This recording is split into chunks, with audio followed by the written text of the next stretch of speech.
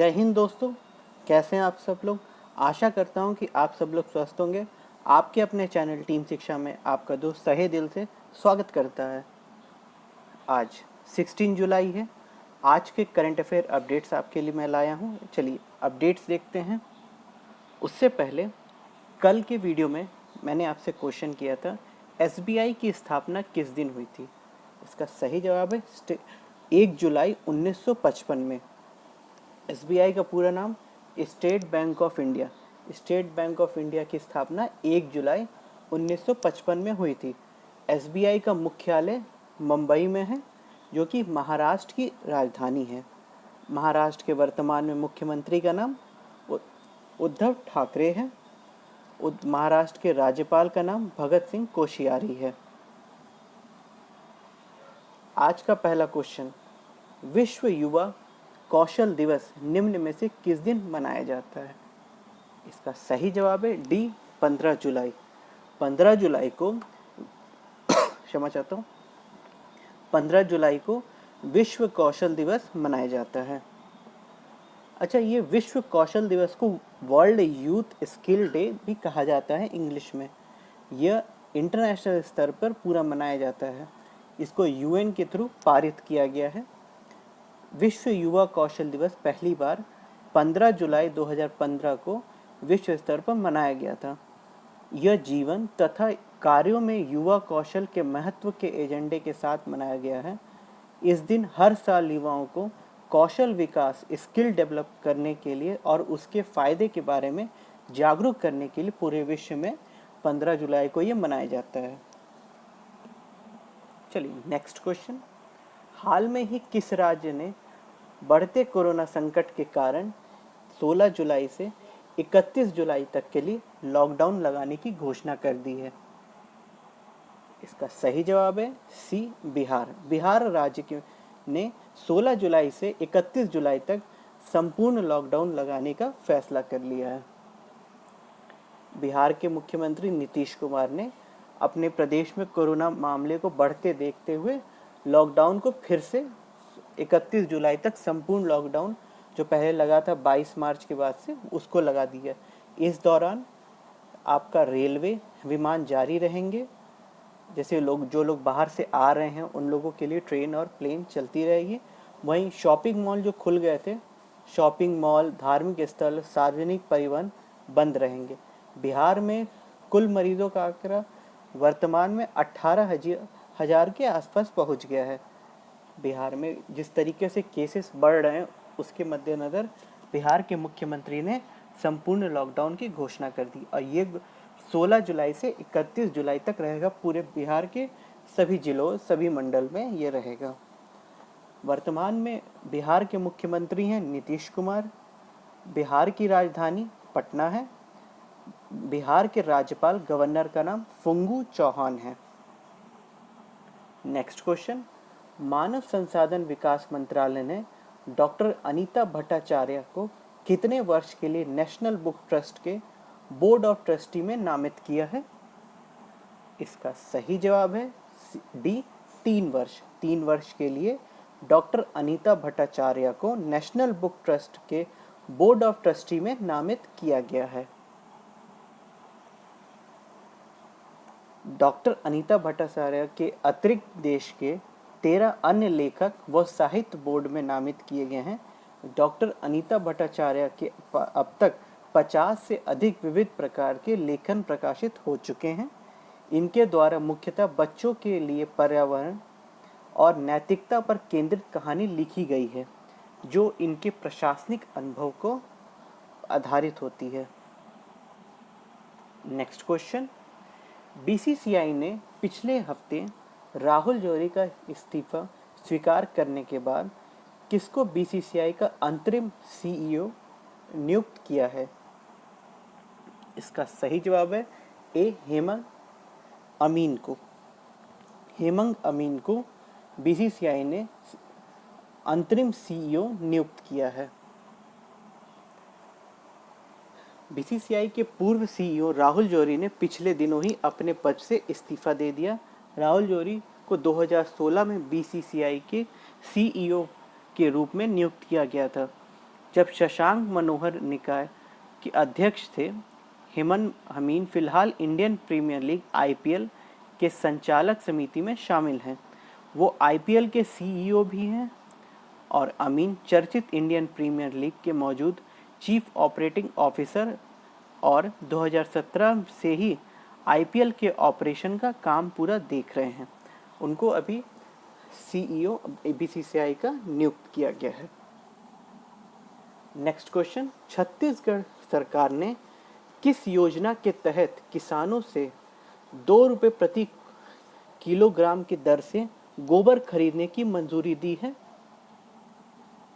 इसका सही जवाब बी, गोदान न्याय योजना। बी, गोधन न्याय योजना के तहत छत्तीसगढ़ सरकार ने किसानों से 2 रुपये प्रति किलोग्राम के दर से गोबर खरीदने की मंजूरी दी है। छत्तीसगढ़ सरकार ने गोधन न्याय योजना के तहत गौपालक किसानों से 2 रुपये प्रति किलोग्राम की दर से गोबर खरीदने की अनुमति दी है। इस योजना की शुरुआत में हरेली पर्व से होगी। राज्य में अब तक 5300 गोठान स्वीकृत कर दिए गए हैं, जिसमें से ग्रामीण क्षेत्रों में 2408 और शहरी में 378 गोठान चुने गए हैं, जहां से इस योजना की शुरुआत होगी। इस योजना से जैविक खेती को बढ़ावा मिलेगा, साथ ही ग्रामीण और शहरी क्षेत्रों में रोजगार के नए अवसर, गौ पालन एवं गौ सुरक्षा प्रोत्साहन, खुली चराई पर रोक, द्विफसली क्षेत्र विस्तार के साथ ही पशुपालकों के आर्थिक लाभ भी प्राप्त होगा। छत्तीसगढ़ की राजधानी रायपुर है। छत्तीसगढ़ के वर्तमान मुख्यमंत्री का नाम भूपेश बघेल है। नेक्स्ट क्वेश्चन, हाल में ही किस आईआईटी संस्थान ने शुद्ध नामक एक अल्ट्रावायलेट सैनिटाइजर उत्पादक विकसित किया है? कौन से आईआईटी ने विकसित किया फ्रेंड्स? ए, आईआईटी कानपुर ने। आईआईटी कानपुर ने शुद्ध नामक एक अल्ट्रावायलेट सैनिटाइजिंग उत्पाद को विकसित किया है। अच्छा, ये जो आईआईटी कानपुर ने जो शोध तैयार किया है, ये मोबाइल की सहायता से चलने वाला डिवाइस शुद्ध कैमरे को कोरोना वायरस जैसे अनेक कीटाणुओं से मुक्त कर देगी।